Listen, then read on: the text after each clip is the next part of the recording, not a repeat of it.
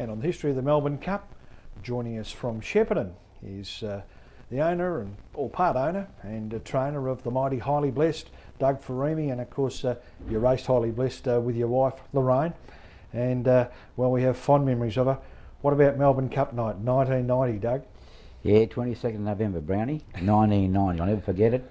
If I can just take you back before the Melbourne Cup, when we first broke her in it, and I like telling you this story because I raced against you in the Classic at Bendigo, in a maiden Classic, and she won that, and from there she went and won a few group races, or a few smaller races, and then we brought her in the town and she started to go okay. So yes, I'll never forget the night, mate. I'll never forget that night. It was a fantastic night racing, and when she won it, it was a big thrill. It certainly was, and my memory of the night was very wet, and we don't normally have a lot of wet nights in November, but it was a wet night, and I remember it pelted down before the final. It never stopped raining, and I think it started about 6 o'clock, and come the race time, it was just bucketing down, and I was a little bit worried, but she finally got there and won the race. But there was that much pressure, getting back, we're talking about group races, there's that much pressure in winning races like that because of the media. Yeah. And we were hounded, and because of the name, I think, Highly Blessed. The media was hounding us all the time. We had Current Affair come to see us, we had Channel 9 come and seen us, we had the local TV station, we had the radio stations, and I think leading up to it, we something like about 5 or 6 interviews. And when she won the heat to get into the final, the best of the night, that's when I said, well, gee, you know, now the pressure's really on, she's going to be favourite, the public's behind her, the media's behind her, and let's hope we can win it. And she did. Box 5? Box 5. Did what she normally does, Doug, jump straight to the front. Well, I was concerned, really, because even though she had box 5 and she was a good beginner, you'd recall that the dog called Sing Along, yes, had box 4. Britain was training it. Yes. Brilliant beginner, did a right-hand turn. Highly Blessed, brilliant beginner, did a left-hand turn.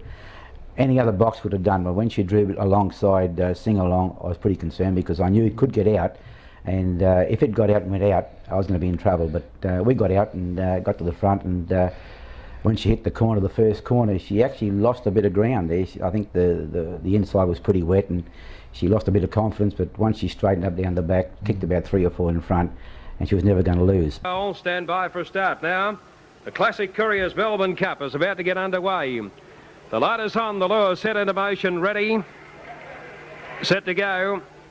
They're racing. Highly Blessed away brilliantly. She's gone straight to the lead, the favourite. Highly Blessed 2.5 in front. Black Pirate running second. Sing Along is third. Autumn Chariot near the tail of the field in trouble. Was Kareem Eureka Man. It's Highly Blessed, a length and a half clear. Black Pirate is second. 4 away to Sing Along. Then came Yappameek, followed by Autumn Chariot the inside. Then Never Short. Eureka Man and last Kareem, but Highly Blessed is sailing. She's about 3 or 4 lengths out in front over Black Pirate. Going through on the inside is Sing Along, but Highly Blessed racing away. The favourite wins the cup. 6 lengths to Sing Along. Black Pirate third. Then Yappameek followed by Eureka Man back on the inside, and then Kareem. They were followed further back by Never Short amongst the tail enders. 7 lengths and 13.53. It was a terrific field. Black Pirate, Sing Along we spoke about, Autumn Chariot, Kareem, Eureka Man, and Never Short. It was a great field, and they always are, aren't they, Doug? Oh, Melbourne Cups, look, you know, they're hard to win. You've got to be lucky to get through. Once you get through in the final, it's anyone's race, and I think I recall half that field was where dogs went to stud, so it's a pretty good field. But just the day before the race, she was nearly going to be scratched. Yeah, now not a lot of people know this, and you have shared this story with me, but she was nearly scratched on the day of the race. Tell us about it. You put her up yours straight at home on the Wednesday morning. Well, what we normally do every Tuesday, we race Thursday night, she'd race, say, Thursday nights, and every Tuesday morning we'd give her an up the straight. That was her normal training routine. That's all we did with her. We'd race Thursday night, up the straight Tuesday morning, and race on the Thursday night, and then she'd have her 2 or 3 weeks off. But on the Tuesday morning, it had been raining in Shepparton, and the grass was a bit long up the straight. There's plenty of clover about, and I had a little drag lure, and I said to Lorraine, that's the wife, I said, just give the lure a little bit of start, because the grass is a bit long and wet, and the little drag lure will be struggling to drag through the grass. Anyway, about halfway down, she's nailed the lure, and she's grabbed it and gave it a bit of a shake, and next minute she's screaming the darn head off, and I said, oh my God, what have I done?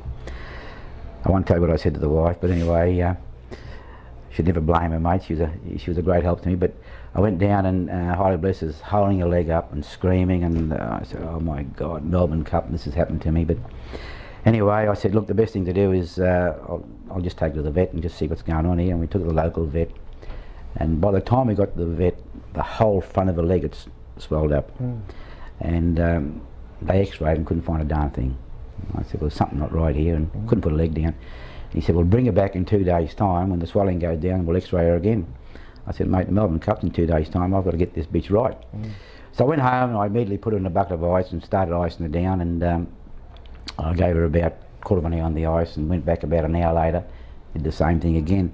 I just happened to be running my hand down the front of her leg, and she was pretty sore. And I just noticed a little black prickly type thing. I looked at it and pulled it out. Bloody bee sting.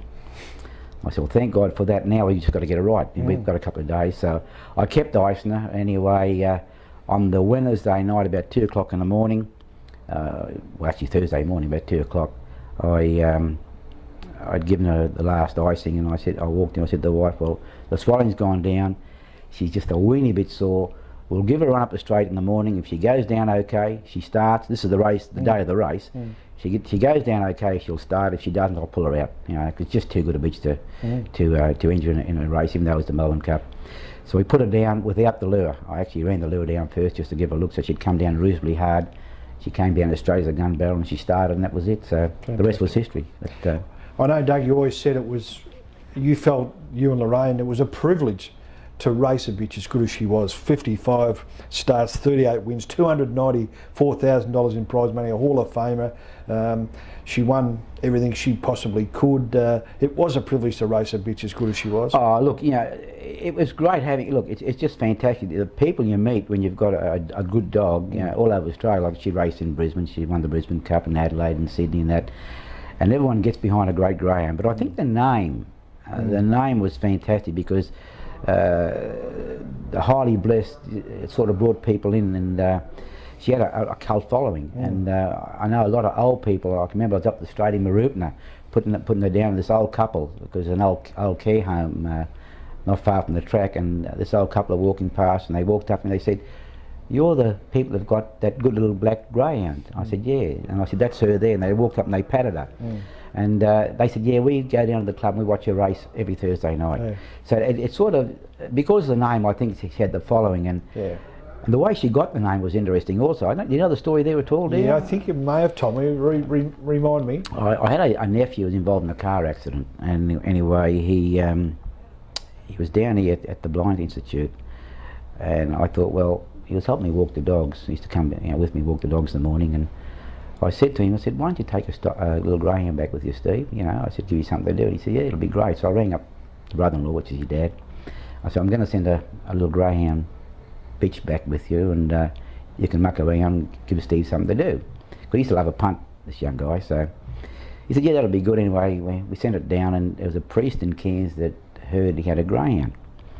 So he called round to the house one day. So, "I believe you got a greyhound, Steve." He said, "Yeah, I have got one." He said, "Can I have a look at it?" So I had a look at it, and he blessed it. So they called it "I'm Blessed," and that's where the contact came from. "I'm Blessed," and then when we named it, we called it Highly Blessed. And it just sort of snowballed from there. So she had a great following, and we had a great time with her. And gee, I'd love to have one half as good now. Yeah, she certainly lived up to that mighty name, didn't she? Oh yeah, and the media got behind her also. You know, so there's a lot of pressure when you've got a dog like that. But at the end of the day, it's good pressure. Yeah, it's something you can live with.